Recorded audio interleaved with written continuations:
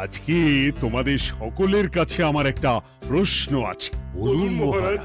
আচ্ছা, ধরো তোমরা যদি এ রাজ্যের লোক না হতে, অন্য কোনো রাজ্যের হতে, তাহলে তোমাদের কাছে কৃষ্ণনগর কেমন মনে হতো? মহারাজ, এক কথায় বলতে গেলে সমৃদ্ধ শক্তিশালী রাজ্য। বেশ, তা হঠাৎ এমন প্রশ্ন মহারাজ? আসলে বেশ কিছুদিন ধরেই আমি একটা কথা ভাবছিলাম। ঈশ্বরের দয়ায় আমাদের সবই আছে, তবু রাজ্যকে আরো শক্তিশালী ও অন্যান্য রাজ্যের সাথে সুসম্পর্ক বজায় রাখা একটা রাজধর্মে পড়ে। ঠিক বলেছে। ঠিক বলেছেন। বলি, তুমি কি এসব কথা কখনো ভাবো মন্ত্রী? হ্যাঁ, মানে আগে রোজ না, কিন্তু কখনো সখনো বোধহয় ভেবেছিলাম। কবে শুনি? ইয়ে ওই তো কিছুদিন আগে, ওই সেদিন। এটা ঠিক কোন সেদিনের কথা বলছেন মন্ত্রী মশাই? যেদিন আকাশে ওই দুটো সূর্য উঠেছিল? তোমাকে সবকিছুতে ফোড়ন কাটতেই হবে না গোপাল? হ্যাঁ, কি আর করি বলুন, আপনার কষ্ট যে আর সহ্য হয় না।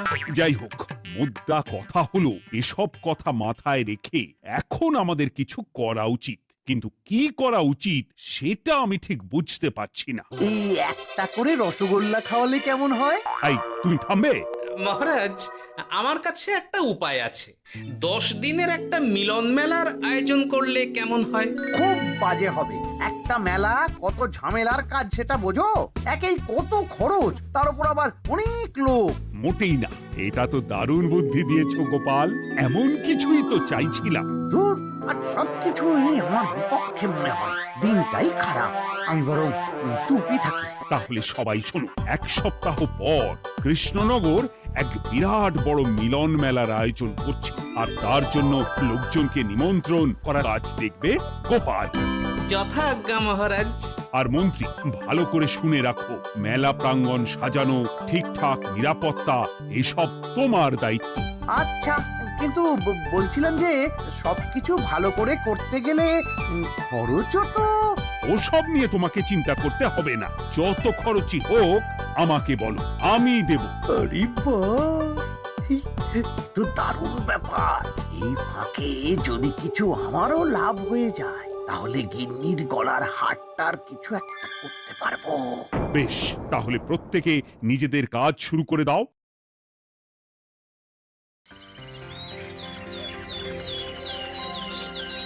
শোনো শোনো শোনো, 1 সপ্তাহ পর কৃষ্ণনগর মেলা প্রাঙ্গণে অনুষ্ঠিত হতে চলেছে 10 দিন ব্যাপী মিলন মেলা।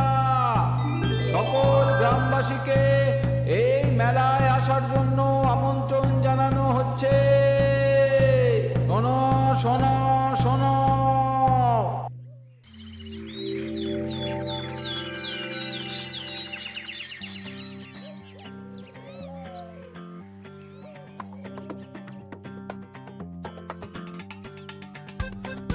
বাহ বাহ বাহ, ঠিক যেমনটা চেয়েছিলাম তেমনটাই হয়েছে। আর এসব কিছুর জন্য আমি গোপালকে ধন্যবাদ জানাতে চাই।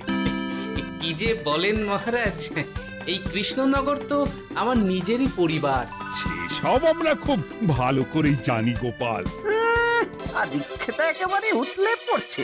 এসব দেখে গা জ্বলে যায়। তোমার এই এত ভালো বুদ্ধি দেওয়ার জন্য আমি তোমাকে 50টি স্বর্ণমোহর উপহার দিতে চাই। এটা কি হলো? এরকম হলে কিন্তু আমি খেলবো না। কেন মন্ত্রী, তোমার আবার কি হলো? আমিও তো মেলার আয়োজন করেছি, তাহলে গোপাল একা কেন উপহার পাবে? সে তো মেলার জন্য অনেকেই কাজ করেছে, কিন্তু আসল বুদ্ধিটা তো দিয়েছে গোপালই। মন্ত্রী মশাইয়ের বোধহয় খুব হিংসা হচ্ছে। ঠিক আছে মহারাজ, আপনি বরং এই উপহার সকলের সাথে ভাগ করে দিন। না গো, কোনো ভাগ চাই না। তোমার উপহার তুমিই রাখো। যত সব।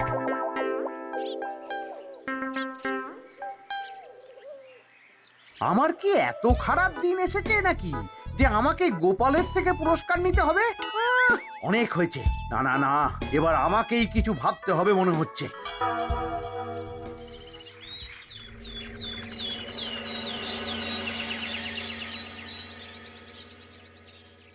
আমার আমার সব শেষ হয়ে গেল গো, সব শেষ হয়ে গেল। এবার এবার আমার কি হবে? মহারাজ, মহারাজ কিছু একটা করুন, মহারাজ কিছু একটা করুন। চিন্তা করো না, আমি দেখছি যারা দোষী তারা শাস্তি পাবেই। কি শুরু হলো বলো তো হঠাৎ করে? এত বড় বড় চুরি ডাকাতি হয়ে গেল, অথচ কেউ কোনো টেরই পেল না। হ্যাঁ মহারাজ, আসলে রাতের বেলা যখন সবাই ঘুমিয়ে থাকে তখন এই চুরি ডাকাতিগুলো হয়, তাই কেউ কোনো শব্দ পায় না। ভালো করে অনুসন্ধান করো, যে বা যারা এই কাজ করছে তাদের যত তাড়াতাড়ি সম্ভব ধরে ফেলতে হবে, নইলে তো আমাদের প্রজাদের অনেক ক্ষতি হয়ে যাচ্ছে। হ্যাঁ মহারাজ, আপনি কোনো চিন্তা করবেন না। কোথায় আনন্দ করে সব প্রজারা মেলা ঘুরবে তা নয়, আবার এই উটকো ঝামেলা। একটা কথা বলছি, কিছু মনে করবেন না। আসলে এই ঝামেলার কারণ হলো গোপাল। আমি ঠিক জানতাম কোনো না কোনো ভাবে আপনি আমাকে দোষ দেবেন। সত্যি তো, এসবের সাথে গোপালের কি সম্পর্ক? ওরই তো সম্পর্ক আছে মহারাজ। মেলা শুরু হলো আর তার সাথে চুরি ডাকাতিও। আর যদি গোপাল মেলার বুদ্ধিটা না দিত তাহলে রাজ্যে এত চুরি ডাকাতিও বাড়তো না। মানছি মন্ত্রী মশাই, মেলার বুদ্ধিটা আমার, কিন্তু মেলার নিরাপত্তা রক্ষা তো আপনার দায়িত্ব ছিল। যদি মেলা থেকেই এই ঝামেলা শুরু হয় তাহলে তো আপনার কাজেও ফাঁক আছে। মুখ সামলে কথা বলো গোপাল। আহ, তোমরা একটু থামবে? এখন নিজেদের মধ্যে ঝামেলা করার সময় নয়। সবাইকে একসাথে কাজ করে আসল চোর ডাকাতদের ধরতে হবে, তারপর বোঝা যাবে কার দোষ ছিল আর কার নয়। আগে মহারাজ।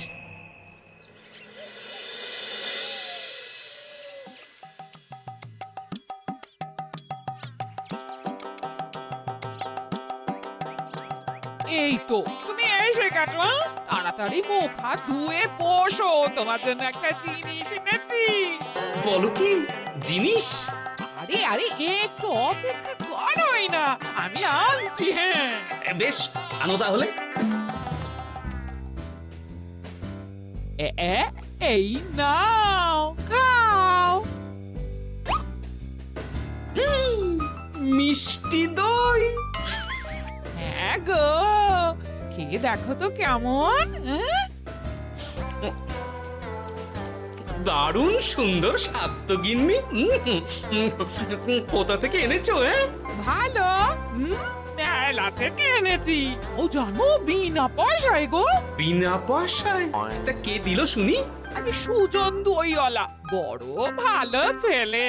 শুধু আজ নয়, ও রোজই মানুষকে ভালোবেসে না বিনা পয়সায় দই খাওয়ায়। হ্যাঁ বাবা, বেশ অবাক করা কাণ্ড।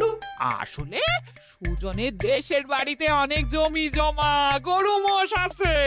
ও তাই বলে ওর টাকা পয়সার নাকি কোনো দরকার নেই, তাই ও বিনা পয়সায় খাওয়ায়। হ্যাঁ বুঝলাম।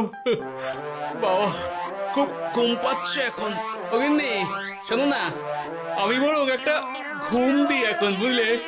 তুমি বরং বিকেলে আমায় একটু ডেকে দিও, ওর কাজ আছে। আচ্ছা বেশ।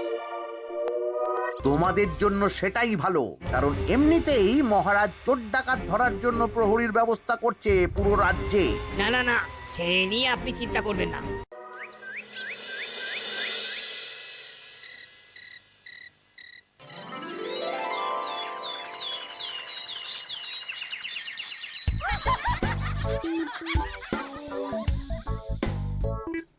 কই গো, ওরে আর কতক্ষণ ঘুমোবে?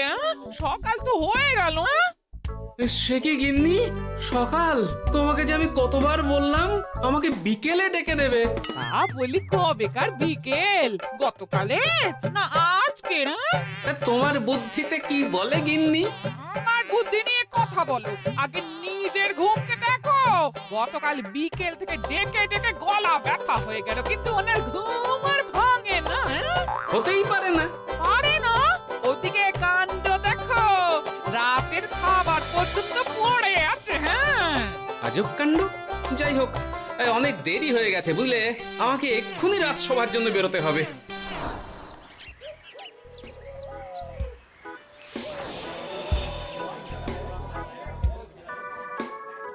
বাবা, এত ভিড় কি আছে এখানে? একটু কাছে গিয়ে দেখি তো। সত্যি সত্যি ভাই সুজন, তোমার হাতে জাদু আছে। এত সুন্দর মিষ্টি দই, এ স্বাদ ভোলার নয় ভাই। আচ্ছা, তাহলে এই হলো সুজন দইওয়ালা। ভালো মিষ্টি দই আছে, নেবে নাকি গো? পয়সা লাগবে না। জানি তো, সত্যি দারুণ স্বাদ এই দইয়ের। আমি খেয়েছি তো। তবে আজ নেব না গো, কাল এসে নিয়ে যাব। আচ্ছা আচ্ছা আচ্ছা।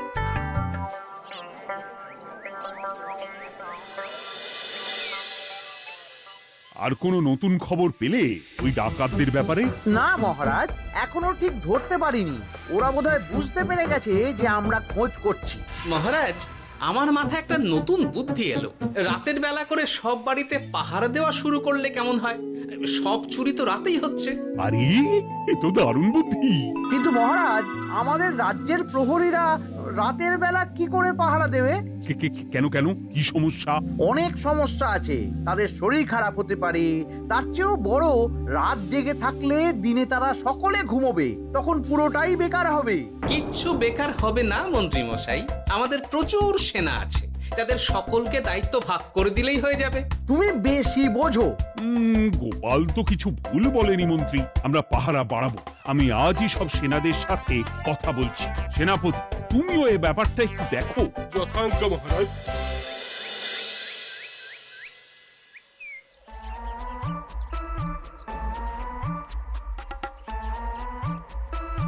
চোর ডাকাতদের ধরার জন্য যদি একটা সূত্রের হদিশ পাওয়া যায়, তাহলেই কেল্লা ফতে। কিন্তু সেটাই পাওয়া যাচ্ছে না বলেই এত সময় লাগছে। আরে, ওটা মন্ত্রী মশাই মনে হচ্ছে না? আড়ালে দাঁড়িয়ে এরকম কার সাথে কথা বলছে? এবার আমি যা বলছি ভালো করে শোনো। আজ রাতে মেলার পিছনের দিকে যে মাঠটা আছে সেখানে চলে এসো। বাকি কথা ওখানেই হবে। এই জায়গা নিরাপদ নয়। বেশ রহস্যজনক ব্যাপার। মেলার পিছনের মাঠ বলল না? রাতে আমাকেও দেখতে হবে কি হয় সেখানে।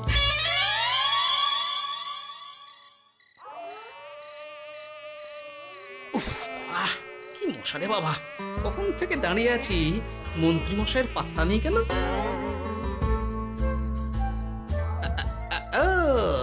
ওই তো চলে এসেছে। এই যে আমার সোনার হাটটা কই? হ্যাঁ, ওই পই করে বলেছিলাম আমার ওটা চাই। আগে কি আর বলি বলুন তো, ওই হারটা আমাদের দলের প্রধানের খুব পছন্দ হয়ে গেছে, তাই কোনোভাবেই ওটা দিতে পারলাম না। কি এত বড় সাহস! আমার বলার পরেও তুমি এরকম করলে? বড় ভুল হয়ে গেছে মন্ত্রী মশাই, এবারের মতন ক্ষমা করে দিন, আর হবে না, এই কথা দিচ্ছি। তোমাদের জন্য সেটাই ভালো, কারণ এমনিতেই মহারাজ চোর ডাকাত ধরার জন্য প্রহরীর ব্যবস্থা করছে পুরো রাজ্যে। না না না, সে নিয়ে আপনি চিন্তা করবেন না। আমাদের ধরা পড়ার কোনো সুযোগই নেই, কারণ যে পরিমাণ ওষুধ আমি আমার দইতে মিশিয়ে দিই, সেটা একবার যে খাবে মরার মতন ঘুমোবে। বাহ বাহ বাহ, সে তো খুব ভালো। করো করো। তার কোনো নতুন খবর পেলে? মেলা তো শেষের দিকে। হ্যাঁ, পেয়েছি।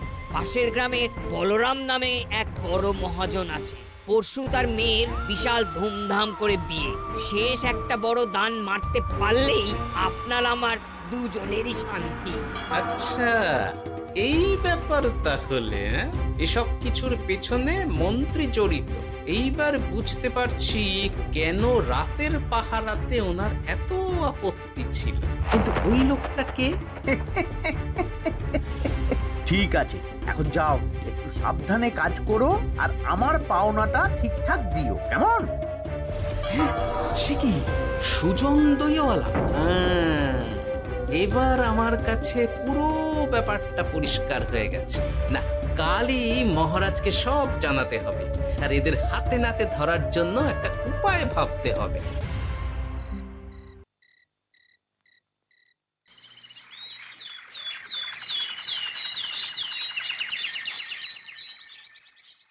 আরে এসো এসো, তোমার জন্যই তো অপেক্ষা করছিলাম। কি এমন জরুরি কথা আছে যে একান্তে দেখা করতে চাইলে? কোন মুখে বলি মহারাজ, সর্ষের মধ্যেই যখন ভূত তখন আর কি। মানে একটু খুলে বলো তো কি হয়েছে? আমাদের রাজ্যের এই এত বড় বড় চুরি ডাকাতির পিছনে কারা আছে সেটা আমি জানতে পেরে গেছি মহারাজ। হ্যাঁ, এ তো দারুণ খবর। তাহলে আমরা এখানে কি করছি? এখনই তাদেরকে গিয়ে বন্দি করি? না মহারাজ, আমাদের হাতে কোনো প্রমাণ নেই, তাই ওইভাবে বন্দি করতে পারবেন না। কেন বলো তো, কারা আছে পেছনে? সেটা আপনি নিজের চোখেই দেখে নেবেন পরে। তবে এটা জানিয়ে রাখি, আমাদের মন্ত্রী মশাইও যুক্ত আছেন। কি? আমাদের মন্ত্রী? এত বড় বিশ্বাসঘাতকতা! আমি এখনই নিজের হাতে ওকে বন্দি করতে চাই। না না না না মহারাজ, সেটা করলে বাকি ডাকাতদের ধরতেই পারবেন না। তাহলে উপায়? আমি জানতে পেরেছি এই ডাকাতদের পরের নিশানা হলো পাশের গ্রামের বলরাম মহাজনের বাড়ি। বলরাম মহাজন? কাল তোর মেয়ের বিয়ে, আমাদেরও তো নিমন্ত্রণ আছে সেখানে। তাহলে তো আরোই সোনায় সোহাগা। শুনুন মহারাজ, আমার মাথায় দারুণ এক বুদ্ধি এসেছে। সে কি? হ্যাঁ, আপনি কোনো চিন্তা করবেন না, আমি শুধু যা বলছি সেটা করুন, বাকিটা আমি সামলে নেব। তবে দেখবেন যেন মন্ত্রী মশাই এসবের কিচ্ছুটি টের না পায়। বেশ বেশ বেশ।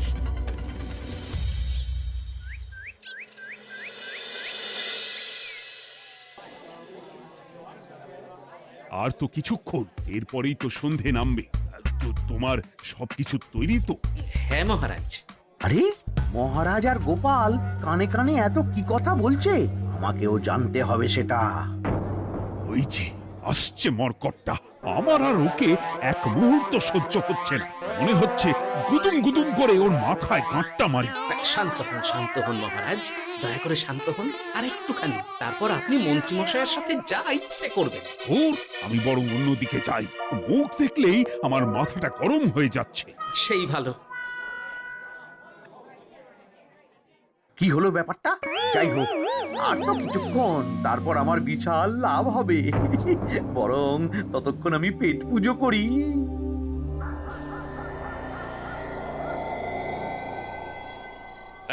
যা যা দামি জিনিস আছে সব দিয়ে দে। এই তো খেলা শুরু। এবার আর আমায় পায় কে? ও বাবা, এরা আবার কারা? সত্যি গোপাল দারুণ চাল চেলেছে। এই তোমরা এখানে কি করতে এসেছো? কেন, তোমরা যা করতে এসেছো? ডাকাতি? এমন তো কোনো কথা ছিল না। কার দলের লোক তোমরা?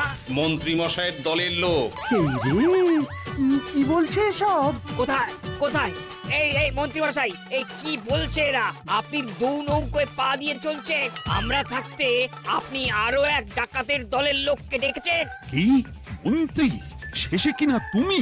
কি খেয়েছে রে, আর বোধহয় বাঁচতে পারবো না। কই, চুপ কেন? বলুন, মন্ত্রী মশাই সোনার হার ডাকাতি করে আপনাকে দেওয়ার জন্য এখানে ডেকেছেন। কি সোনার হার? আমাকেও তো একই কথা বলেছে। আপনি আমাদের থেকে খবর নিয়ে অন্য দলকে কাজ দিয়েছেন। এই না না, মিথ্যে কথা। কিসের মিথ্যে? আপনি ছাড়া তো আর কেউ জানতো না এখানের কথা। না গো, আমি শুধু তোমাদেরকেই কাজ দিয়েছি একদম শুরু থেকে। আর কোনো ডাকাতের দলকে আমি চিনি না, আমি তো নিজেই প্রথম শুনছি।